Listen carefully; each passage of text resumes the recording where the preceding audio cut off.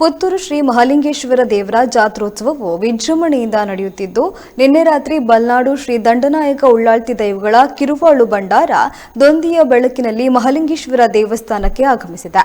ದಾರಿಯುದ್ದಕ್ಕೂ ಭಕ್ತಾದಿಗಳು ಉಳ್ಳಾಲ್ತಿ ಅಮ್ಮನ ಕಿರುವಾಳು ಭಂಡಾರ ಬರುವಿಕೆಗಾಗಿ ಕಾದು ಮಲ್ಲಿಗೆಯನ್ನು ನೀಡಿ ಪ್ರಸಾದ ಸ್ವೀಕರಿಸಿದ್ದಾರೆ. ಇನ್ನು ಹತ್ತೂರ ಒಡೆಯ ಮತ್ತು ಉಳ್ಳಾಲ್ತಿ ಅಮ್ಮನ ಭೇಟಿಯ ಕ್ಷಣಕ್ಕೆ ಇಡೀ ಭಕ್ತ ಗಣವೇ ಸಾಕ್ಷಿಯಾಗಿದ್ದಾರೆ.